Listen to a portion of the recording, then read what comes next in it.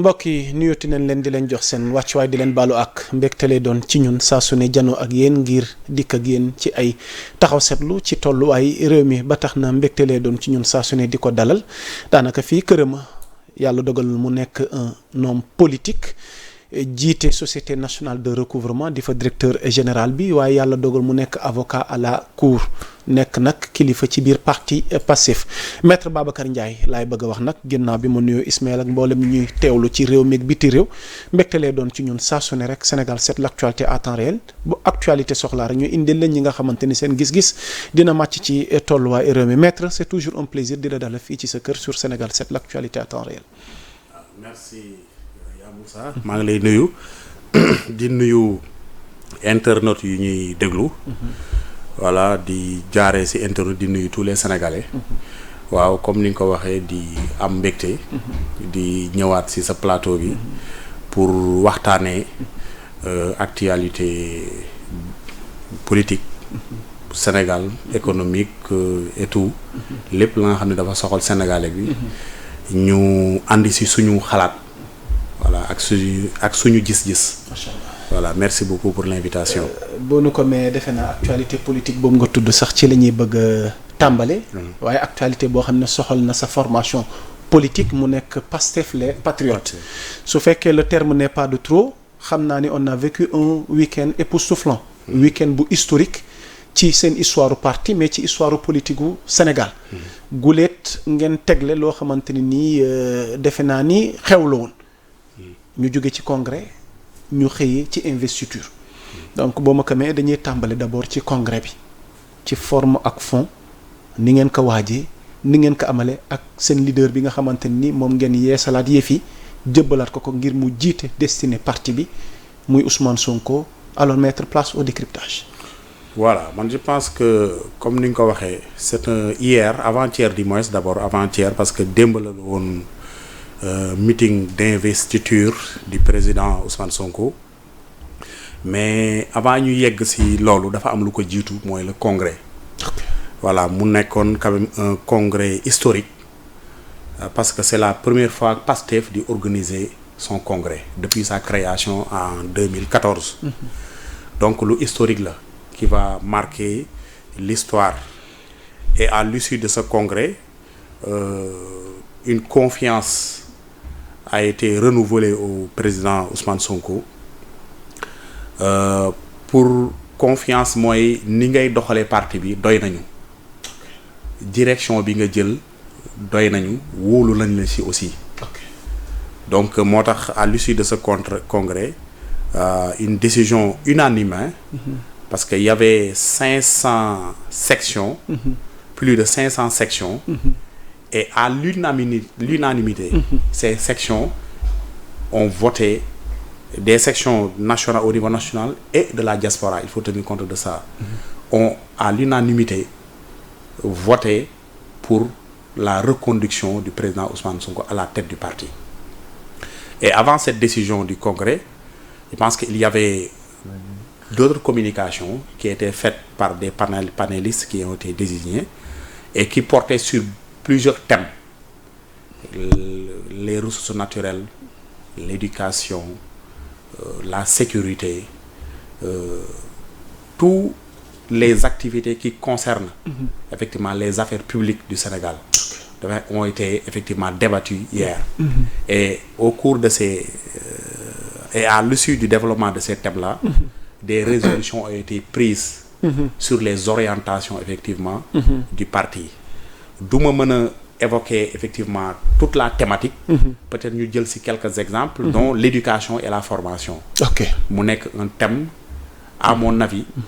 bu occuper une place centrale thème d'actualité dans l'espace public dans le dispositif même du programme de Pastef parce que dañuy jàpp ni réew mënoo ko doxal te amoo ay ressources humaines de qualité bien formées voilà te ñun fu ñu jëm faire du Sénégal un pays développé en portant le PIB à $10,000 d'ici 2050 pour ñu atteindre ces objectifs là je pense que y a des préalables qu'il faut mettre sur pied d'abord et ces préalables là bi si jiitu mooy la formation des ressources humaines loolu dafa am solo te formation des ressources humaines doit passer par on peut dire une refondation de notre système éducatif parce que yaa Moussa réeréewu la ni ñun on a hérité un système éducatif qui a été laissé par le ici au Sénégal par le colon tey dama jàpp ni système éducatif boobu dafa soxla une acclimatation ñu acclimater ko et réadapter ko en fonction de nos réalités loolu c'est un débat yàgg nañ ko wax du ñun d'ailleurs parce que rek moo ko wax ñeneen ñëpp dañ koy wax tous les partis mais je pense que dañu war a dem dans une phase de mise en œuvre concrète effectivement de ces vœux parce que système éducatif bu reflété wul la culture à laquelle elle est destinée je pense que système éducatif bu superficiel lay doon du mën a prendre en compte effectivement les besoins et les attentes effectivement de cette population là parce que il faut que mu am benn ce qu'on appelle une symbiose entre le système le modèle éducatif et le modèle de formation et la réalité voilà c'est-à-dire que former notre jeunesse sur nos valeurs culturelles loolu dafa am solo et puis former notre jeunesse aussi sur les besoins de notre société et de notre économie yàgg nga dégg ñu naan la nit ki jàng na ba génn après di wala dafa jàng ba yëy ay kayitam te amul liggéey loolu souvent li koy andi c'est pas simplement la seule cause mais l'une des causes mooy c'est-à-dire que dafa am une inadaptation entre l'offre de formation et la demande et l'offre d'emploi souvent day am une inadaptation mën nga génn université jàng soo génnee tu deviens inopérationnel ça veut dire que mënoo def dara mënoo liggéey ça veut dire que loolu dafa laaj wax dëgg yàlla les autorités prendre en charge effectivement cette question qui me semble fondamentale pour man réew yi jiitu ci àdduna bi yëpp benn critère moom moo leen distinguer avec les restes des autres pays mooy leur système éducatif c'est important soo xoolee tey États-Unis ñoo raw ci àdduna bi li leen di ràññee les meilleures universités du monde soo xoolee dans le classement mondial États-Unis nañu nekk les premières universités c'était des universités américaines soo xoolee ay prix Nobel de l'économie prix Nobel de physique prix Nobel de chimie yëpp États-Unis lay génnee c'est important exceptionnellement parfois mu dal ci Japon wala mu dal Chine wala dëgg mais soo xoolee classement bi de façon générale ñëpp États-Unis lay jóge c'est important te loolu moo waral actuellement ñu jiitu ci àdduna bi sur tous les plans sur le plan de la recherche parce que àdduna bi ñu jëm recherche moo ko yor te dafa am beneen su ma dama pour loolu ça va me permettre ma def benn transition dugg même sur l'exploitation de nos ressources humaines xam nga ñëpp wax nañu l'Afrique c'est le continent ou bien c'est l'un des continents les plus riches en matière de ressources naturelles mais soo seetee aussi l'Afrique aussi c'est le continent le plus pauvre malheureusement xam nga loolu c'est un paradoxe yow nga am adduna bi la nga xam ñëpp dañ ko sax soo seetee même les terres rares yi Afrique à part Chine ak Afrique d'ailleurs ñoo si dominé dans le monde gis nga temps yi Trump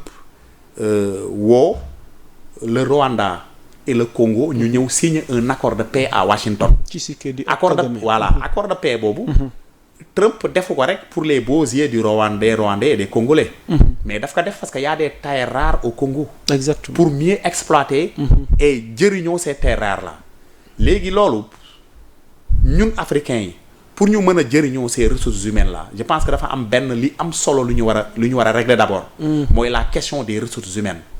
parce que y a un adage qui dit que nit ki pauvreté ñàkk amul mais li am mooy ñàkk xam-xam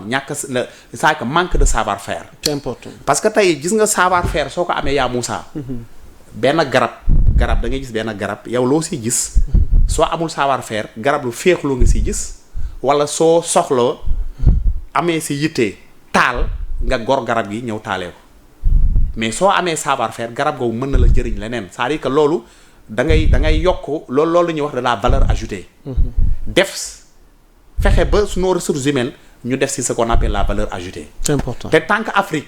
amul une maîtrise sur le savoir-faire et la technologie ñun suñu ressources yi dañuy jël rek di ko exporter léegi suñ ko jëlee exporter dëkk yooyu ñu koy yóbbu ñooñu dañ koy transformer ñëw jaayoon na ko plus cher ñun par exemple suñu jëlee seen matière suñu matière première yu ñu am jaayee leen ko 100 francs ñoom dañuy jël transformer ko par leur savoir-faire ñëw jaayee nu ko 5000 francs xam nga kooku si relation commerciale boobu kooku moo la ci gën a am bénéfice moo la si ëppale léegi ñun loolu pour ñu mën ko jëriñoo ñun suñu Afrique suñu continent loolu la Ousmane Sonko di wax soo xoolee dans l'agenda de transformation sociale 2050 ce qu'on appelle la transformation locale de nos ressources Ousmane Sonko daf ko yàgg wax parce que loolu su amul dañuy exporter ce qu'on appelle les emplois xam nga lu ñuy exporter emploi moo yow sa ressource yi nga am par exemple nga jël sa phosphate mënoo ko exploiter nga jaay ko benn dëkk ba nga xam ne moom mën na ko transformer mais moom ni mu koy transformer mi ngi créer des emplois dans son propre pays alors que emploi yooyu mënoon nga ko créer sa biir dëkk soo amoon le savoir-faire et avoir une maîtrise sur la technologie te loolu li koy andi savoir-faire beeg la maîtrise sur la technologie xam nga loolu lan moo koy andi mooy nga lu mu tudd sax nga dooleel fulal lu jëm ci éducation moo tax éducation mooy à la base de tout développement mais éducation boobu aussi mënul nekk au service de développement sans pour autant mu nekk une éducation aussi qui est conforme effectivement aux réalités endogènes loolu aussi dafa am solo c'est important mooy ça par exemple yow soo amul une éducation qui est adaptée à ta culture à ton histoire ça veut dire que yow da ngay jàngal nit ki ba mu pare mais kooku su paree xel mi c'est que jëmma ji mi ngi Afrique mais xel mi ngi bitim réew am na solo donc ni muy xalaatee ak ni muy waxee réewam xaarul loolu ci moom c'est-à-dire que li muy xalaatee ak ni muy waxee réewam c'est-à-dire que mënul amal njëriñ réewam moo tax yooyu yëpp aussi dañ ko war a prendre en charge moo tax effectivement une résolution a été prise dans ce sens-là sur nos ressources humaines et sur tous les domaines sécurité aussi wax nañu parce que nous vivons dans une zone explosive nous sommes entourés par des pays yaa nga xam ni qui vivent soit des chamboulements inconstitutionnels soit aussi des pays nga xam ni ils sont confrontés vraiment à une crise sécuritaire le Mali est là Burkina Faso et ces autres pays là donc dëkk yooyu aussi tey dëkk yooyu lu leen xuri day laal Sénégal c'est important est-ce que vous comprenez donc loolu aussi cette menace sécuritaire là aussi doivent être prises très au sérieux voilà te pour cela je pense que les mesures idoines effectivement doivent être prises et j'espère que ces mesures-là sont prises par le gouvernement actuel pour pouvoir effectivement prendre des mesures anticipatives préventives concernant aussi ces menaces sécuritaires-là donc am na yeneen domaine donc ce congrès-là man je pense que c'était un congrès on peut dire de nouvelles orientations de nouvelles orientations aussi un congrès de nouveau départ pour Pastef parce que aussi depuis 2014 man boobu adhéré gu ma Pastef sax ak léegi Pastef màgg na fi d'ailleurs soo dégloo le discours de président Ousmane Sonko nee na dañu war a élever le niveau du débat loolu mooy amal njëriñ Sénégalais yi ñuy wax débat ya nga xam ni parce que Pastef Ousmane Sonko da ko yàgg wax nee na Pastef parti xam-xam la voilà parti compétition intellectuelle la képp kuy wax au nom de Pastef da nga war a wax luy jëriñ askan bi te xam-xam du dara xam-xam lenn rek la mooy nga wax luy jëriñ nit ñi loolu mooy xam-xam coow li yëpp mën nañu andi toutes les théories du monde mais lii résumé xam-xam si wax ju gàtt mooy la nga xam ne dina jëriñ nit ñi voilà parce que yàlla sax mi ngi wax ni nit ki soo demee ba di wax mbir da nga war a analyser ñett mooy wax ji ndax am na njëriñ c'est important voilà wax ji ndax soo ko waxee du am ku muy gaañ est-ce que vous comprenez et puis wax ji ndax am na c'est-à-dire que ndax jar na wax wala jarul wax xam nga loolu aussi mooy c'est-à-dire que nit ki donc soo dee wax dañ lay invité même si diine l'islam dañ soo nekk si penc mi soo dee wax da ngay wax lu jëriñ nit ñi soo mënul wax lu jëriñ nit ñi na nga noppi voilà donc moo tax pour dire le président Ousmane Sonko invite tous les patriotes à un débat d'idées est-ce que vous comprenez à un débat aussi d'argumentation soo amee sa xalaat nga argumenté ko ba ñi nga ko seexal nga mën leen ko yey si xam-xam nga mën leen yey si xam-xam mooy convaincre leen si wàllu xam-xam donc c'était un congrès de nouvelles orientations aussi c'est un congrès de nouveau départ pour les 6 ans inchallah à venir sous le leadership éclairé du président Ousmane Sonko te aussi may profité si plateau bi à titre personnel di ko ñaanal aussi parce que man dama jàpp Ousmane Sonko di ko ñaanal parce que il le mérite ñaanalum ko pour ses beaux yeux ou bien pour tout ça mais dañ ko ñaanal parce que il dafa am lu espoir bu rëy bu mu incarné yaa Moussa man tout récemment rek j'ai fait une mission au Togo bi may ñibbisi ki ñu nekkaloon loolu nañu wax mu ni vraiment il nourrit beaucoup d'espoir temps yooyu y avait pas cette rupture du tandem il nourrissait beaucoup d'espoir vraiment sur ce tandem là qui avait malheureusement c'est un tandem qui a volé en éclats. Personne ne le souhaitait mais am na donc on fait avec et on continue de marcher ensemble. Mais li am mooy effectivement le président Ousmane Sonko dafa dekkal yaakaar parce que aussi le combat que le premier ministre Ousmane Sonko di mener. man dama jàpp ni c'est un combat qui transcende même des générations. xam nga lu tax ma ni c'est un combat qui transcende des générations et qui transcende même les frontières parce que c'est un combat de renaissance africaine. yaa Moussa Afrique mooy continent bi gën a dellu ginnaaw ci àdduna sur tous les plans am na ñu ni sax Afrique soo ko détaché woon sur la carte planétaire. c'est que du addu ça n'empêche pas au monde de fonctionner. c'est important du wàññi dara ci àdduna sur le fonctionnement du monde. ok donc loolu su demee ba am suñu de nit ñi suñu demee ba wax ñun Afrique war nañu toog poser wu la question pourquoi lan moo waral loolu. parce que li waral loolu dañoo am ay retard. bon mën nañu ñëw sur les causes historiques la traite négrière la colonisation yooyu yëpp mën na ñëw mais loolu du lay c'est pas une fatalité. que dañu war a toog ni yàcc ni yasar du ñu def dara. mais il y va. mais léegi ma yeggale foofu. pour te dire donc moo tax ma ni ce combat là. que est en train de mener tous les Africains. je dis même au-delà même des Africains des panafricanistes. et des c'est-à-dire que des défenseurs de la cause même de la race noire. ñëpp dañu war a jàppale le premier ministre Ousmane l'ancien premier ministre bon le président Ousmane Sonko si ce combat là. parce que c'est un combat de dignité de la race noire. Parce que la race noire a été toujours marginalisée dans l'histoire. Et actuellement, nous sommes toujours marginalisés. Et je pense que pour gagner ce combat-là, à mon avis, le monsieur Ousmane Sonko nous a montré la direction. Parce que si nous avons appelé, Inch'Allah, cet objectif-là, même s'il n'est pas atteint, on sera mis sur le chemin effectivement pour la réalisation de cet objectif parce que aussi man lu tax ma wax loolu dama ni Ousmane Sonko nit la am na yéene am na volonté bi voilà mais il faut que ñu jàppale si te ñi nga xam ne aussi mënul lépp parce que l'ère des messies yooyu amatul ça n'existe pas li am mooy mu nekk ci yoon bi ñun aussi ñu simmeeku il a été premier ministre pour 2 ans voilà d'accord dëgg la non loolu benn mission la woon beneen mission porté waat beneen espoir mooy nekk à la tête du Pastef foofu bi mu fa nekkee 2029 mi ngi sunu kanam te tey seen yéene mooy mu nekk président alors nekk na 2 ans à la tête de la primature tey ngeen bëgg a am ci moom beneen yéene est-ce que duñ taxaw seetlu tuuti ci laata li mu fi jot a réalisé maître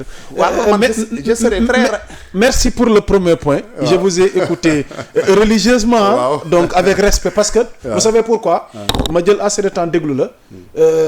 lu am solo la parce que li ñu baaxoo woon ci congrès yi mais alors là vous nous exposez que tey congrès bi ngeen aborder thématiques yi yëpp ngeen aborder sujets yi yëpp donc nekkoon na benn congrès boo xam ne jiital ngeen xam-xam te defe naa xam-xam googu noonu tamit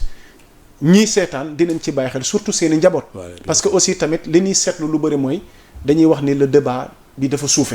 li ñuy seetlu tam ci askan bi mooy kàddu yi ñaaw yi ñuy ñagasante te langue politique defe naa ne langue xam-xam la war a doon mais pas mu doon langue dàggasante ak wax lu ñaaw bu maître waxee arrangé wu la nga taf photo dugg ci vie privée am xaawi suturam wax luñ la laajul te defe naa Ousmane def na ci alerte ci investiture bi maintenant boo ma ko mayee dañuy enchaîner ci investiture boobu noonu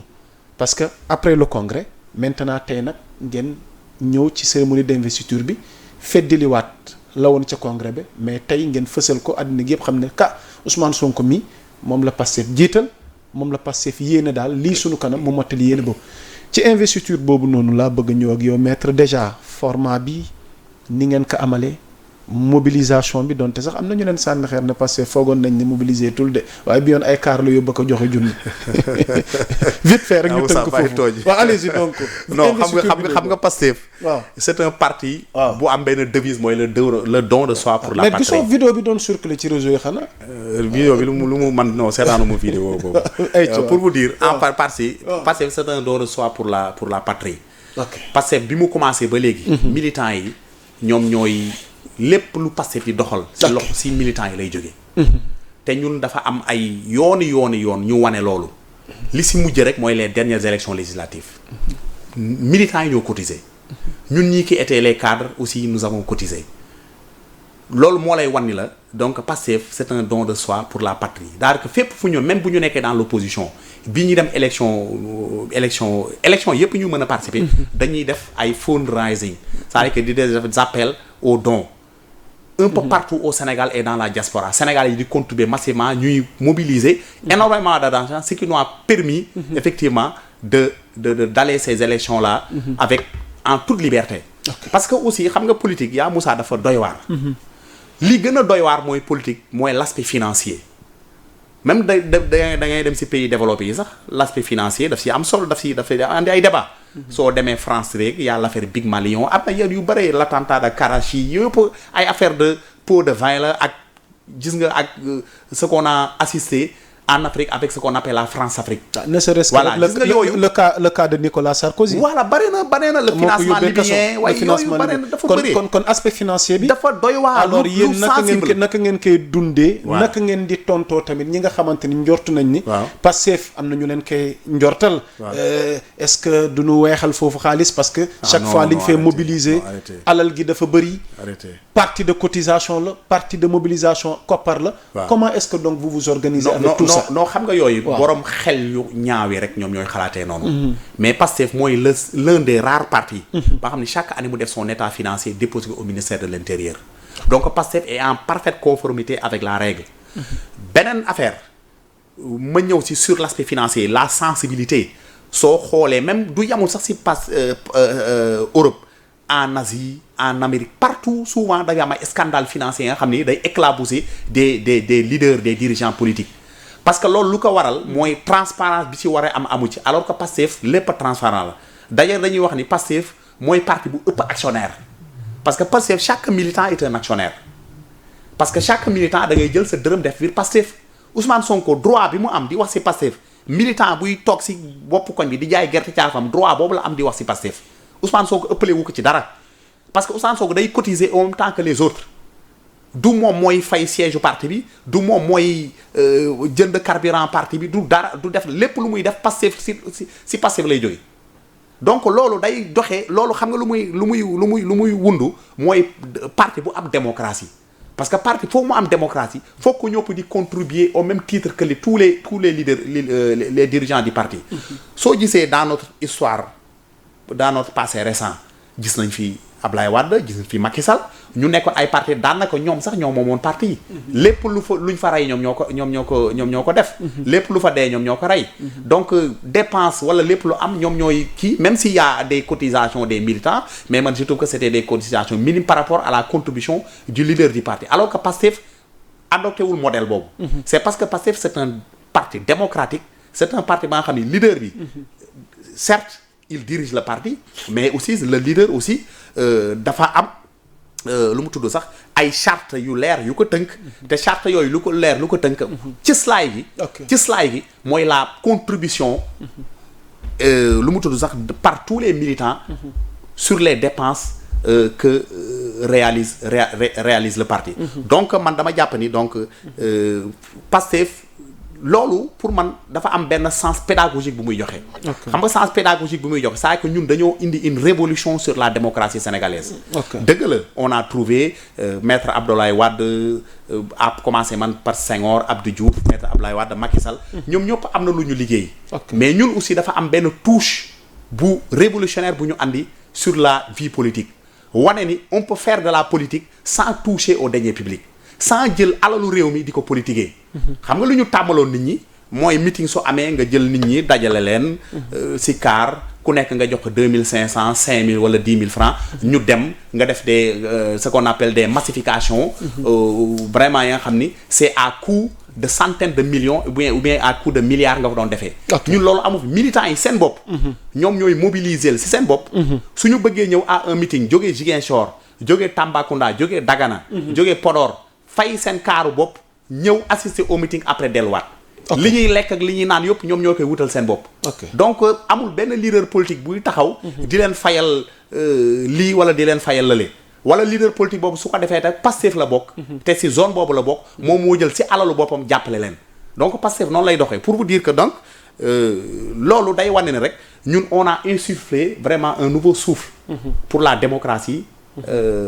sénégalaise mais aussi sur la manière aussi de faire de la politique donc te tempo boobu ñu inscrire vraiment sur le champ politique nekk na tempo ba nga xam ni neew ma kenn du ko atteindre mais tempo bu difficile à atteindre la voilà parce que c'est un tempo vraiment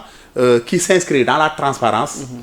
est-ce que qui s'inscrit aussi dans la régularité et dans le respect des lois qui encadre aussi nos finances publiques te loolu parce que tant que mi ngi inscrire ci dynamique boobu fii ba ilaa yow mi dine élection bu ñu mënti ñëw din ci mën a participer sans pour autant se compromettre pour ces questions financières là donc man jàpp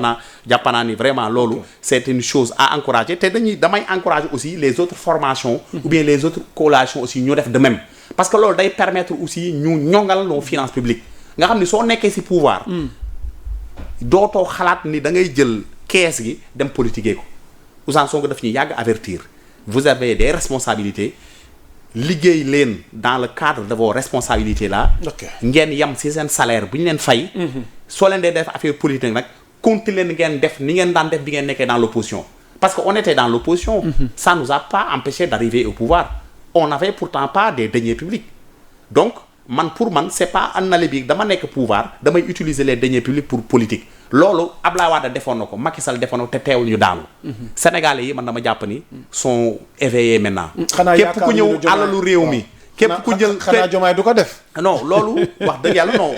on l'espère voilà parce que en parlant d'élection boo ma ko mayee ma dugalaale question bi déjà yaa ngi waxi élection ci investiture bi mu mel ni leader bi Ousmane Sonko junj na ko wàllu report depuis un certain temps report élection débat la boo nga xamante ni agité nañ ko à votre niveau et ce débat là naka lañ ko war a mën a jàngatee ak li nga xamante ni Ousmane Sonko moo ci position wax na ko et si toutefois report am na non damay jàpp wala ndax report loolu li ma siy wax loo ci xalaat waaw loolu li ma siy wax d'abord avant ma ñëw si investiture bi effectivement hier nous avons inscrit effectivement le premier ministre comme notre candidat en 2029 loolu c'est investir nañ ko c'est acquis voilà c'est déjà acté léegi pour le report là pour le report je pense que loolu pour man premier ministre day joxe ay alerte rek à mon avis day artu voilà pour dire que non pour dire ku jotul xibaar doo artu non pour dire non man si loolu laa mën a jàpp pour le moment pour dire lenn aussi dafa am report bi waaw beneen affaire dafa am mooy lu mu tudd sax pour dire que Pastef pare na loolu ça montre que ñun nous sommes déjà prêts pour aller aux élections ku pare nañu ku parewul ñun on est déjà prêts. et s'il y a report maître Babacar Ndiaye non report loolu bu boobaa instance su parti bi ñoo si prononcé wu man xam nga mënu ma joxe sama avis. mais en tant que politique ni ngay observé mon avis li ngay observé fi mu ne nii terrain bi ndax report xaj na fi. non man gëw ma ni report dina am jusqu'à bu ma gis ko wax dëgg yàlla. man gëm naa ni incha allah le président de la république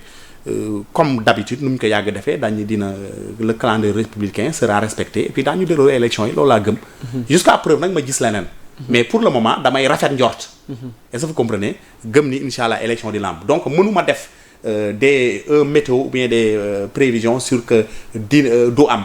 ak lu ñuy def ak lu ñu dul def. li ñuy jàpp rek mooy incha allah dañuy rafet njort incha allah gëm ni. effectivement le ministre de l'intérieur va organiser incha allah les élections en 2027 en tout cas nous sommes prêts. pour vraiment aller sereinement. à ces élections là. alors faire confiance à Ousmane Sonko après l'avoir investi encore pour 6 ans mu nekk à la tête du Pastef. mu mel ni am na échéance yu ne sunu kanam. c'est ça alors lan mooy cëslaay bi tey. cëslaay bi mooy liggéey rek xam nga Pastef ñun liggéey nañ ñu xamee. voilà te liggéey bi du lenn. mais boobaag léegi Ousmane Sonko moo ne ca bopp ba bu ñu demee ba à la dernière minute. mu am natt wala ay jafe-jafe yi am. waaw mais xam nga te bëri na li muy wax ci kàddum. waaw mbirum complot. loolu ndax dañ nar a revivraat.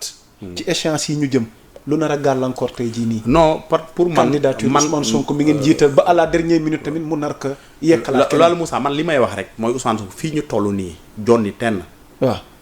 amul lenn luy gàllankoor sa candidature. man avant même le vote de cette loi sur la modification du code électoral. dama doon wax partout ni Ousmane Sonko amul lenn luy gàllankoor candidature am amul lenn lu koy Ousmane Sonko n'a même pas besoin ñu voter benn loi pour mu mën a nekk candidat sa candidature était recevable à 100%. amul lenn lu koy gàllankoor. les députés nag ont jugé nécessaire de voter une loi pour effectivement rendre les futures élections inclusives pour permettre à tout le monde d'être candidat tu sais que su ma jëlee je pense que le cas de Khalifa Sall Barthélémy Diaz voilà Karim Wade ñoom ñëpp ils sont vraiment frappés par l'inéligibilité te loi boobu wax dëgg yàlla day yaatal géew politique bi te man loolu c'est un souffle même pour la démocratie parce que dama jàpp ni vraiment li fi jotoon am jamono Macky Sall loolu wax dëgg yàlla c'était vraiment une entrave à la démocratie parce que démocratie veut que effectivement tous les candidats vraiment suñu remplir quand même les certaines conditions essentielles war nañu mën a bokk mais waroo jël candidat di ko écarter sur des bases vraiment très légères gis nañ fi le cas de Trump yaa Moussa Trump nga xam ni ay chef d'accusation yu gën a doy waar nañ ko doon toppee ba condamné ko ci te teewul nekk na candidat dans un pays qui est actuellement la plus grande puissance démocratique du monde nekk na candidat pour man la compétition à mon avis ne doit souffrir d'aucune entrave et pour éviter quand même ces entraves là à mon avis la seule solution mooy c'est d'ouvrir l'espace politique wax dëgg yàlla jamono Abdou Diouf en tout cas Abdou Diouf bi mu ñëwee jamono Ablaye Wade gis nañu moom ak Idrissa Seck xuloo nañ fi jote nañ fi lu ne jëlee fi diggante moom ak Macky Sall mais Ablaye juróom-ñaari xelam musul xalaat ni da leen di empêcher nu nekk candidat Abdou Diouf saali ko noonu moom ak Ablaye Wade lu nekk daj nañ ko fii mais juróom-ñaari xel musul xalaat na day empêcher lu mu tudd sax Ablaye Wade mu nekk candidat donc Macky Sall bu demee ba torpiller la candidature de Ousmane je pense que ñi ko doon conseiller loolu ak moom lu def loolu moom je pense que man jàpp naa ni actuellement avec un peu de recul il à mon avis il doit regretter effectivement ces actes qu'il a posés contre la démocratie parce que loolu mu doon def noonu mais loolu moo ko yàqal man jàpp naa ni sax pour sa carrière internationale parce que Macky Sall oui carrière internationale pour man mënoon na gën a am nu mu mel mënoon a gën a rafet taxawaay bi mënoon a gën a kii soo amul woon yenn actes yi nga xam ne def na ko si dans le passé bi mu nekkee à la tête de ce pays là ak ni mu bëgg a doonee secrétaire des Nations Unies mais bien sûr loolu souvent déglu nga keroog son audition questions yooyu c'est des questions qui reviennent les violences politiques le fait de torpiller le système électoral pour écarter des candidats te loolu daf ko yàgg a def la ko avec Khalifa Sall def ko Karim Wade def ko Ousmane Sonko donc wax dëgg yàlla loolu moom c'était sa stratégie xaw ma ku ko digal mais c'était une mauvaise stratégie parce que pour man dama jàpp ni gis nga une compétition électorale il faut savoir perdre et gagner dans la dignité avec Diomaye séntu non xalaatuñ ko non man côté boobu wax dëgg yàlla man sama xel dal na ci gëm naa ni loolu incha allah du ci am wala su si amee tamit lu ñuy bett lay doon mais man li ma gisee. ak baatu complot ni muy revenir chaque fois ci kàddu Ousmane Sonko. waaw non de toute façon yooyu. moo ma njortu loolu yooyu man débattre ma ci éligibilité am. waaw mais le fait que le mot complot revient chaque fois. mais xam nga ndax mën nañ cee njort dafa am ñu koy. xam nga faagaagal wala am ñu koy lu ñu koy waajal di gis xam nga dans la vie. il faut toujours prendre tes dispositions. il faut toujours prendre tes précautions balay wolof Njaay di wax xoddeeku moo gën lakkale. Voilà, donc il faut toujours prendre tes précautions. Pour man yooyu c'est des alertes qu'il fait. Et puis c'est des alertes pour dire que effectivement moom il est prêt à participer librement et conformément à la Constitution et aux lois qui encadrent le suffrage universel à ces jours électoraux qui vont venir. Donc pour man dama jàpp ni c'est un leader politique, c'est un leader d'opinion. am na droit aussi s'il le sent et s'il l'éprouve faire des alertes man loolu laa jàpp quoi. ok alors maître boo nu ko mayee tamit ñu aborder beneen sujet nga xamante ne ba tey jëm na ci Ousmane Sonko parce que le Conseil constitutionnel a été officiellement saisi ce lundi par des députés de l'opposition qui contestent la réintégration d'Ousmane Sonko à l'Assemblée nationale. mu mel ni nag sage Conseil constitutionnel yi ils devraient examiner maintenant le dossier avant de rendre leur décision dans un délai maximal 2 mois. mu mel ni nag signataires yi. xëy na nag fa laa lay bëgg interpeller ci débat juridique bi. les signataires maanaam ñoom nee nañ mënuñu accepter que ni Ousmane Sonko nous réintégrer ko parce que selon les signataires de la saisine l'acceptation des fonctions de Premier ministre équivaut à une renonciation au mandat parlementaire. Ils considèrent dès lors que sa réintégration à l'Assemblée nationale suivie de son élection à la présidence de l'institution le 26 mai 2026 constitue une entorse aux règles constitutionnelles ainsi qu'au principe de séparation des pouvoirs. Qu'en pensez-vous, Maître Babacar Ndiaye? C'est ça. Bon, man je pense que yooyu c'est des arguments tirer des cheveux en réalité ah ñoom seen bopp ñoo njëkk a weddi seen bopp ah soo xoolee seen première conférence bi ñu def bi notre consoeur là Aïssata Tall Sall avait dit qu'effectivement le conseil n'était même pas compétent d'abord te foofu laay ñëw sur la compétence du conseil constitutionnel parce que la compétence du conseil constitutionnel est déterminée par l'article 92 de la constitution qui dit que le conseil constitutionnel est compétent ou bien le conseil constitutionnel est saisi pour vérifier la conformité de la constitution aux lois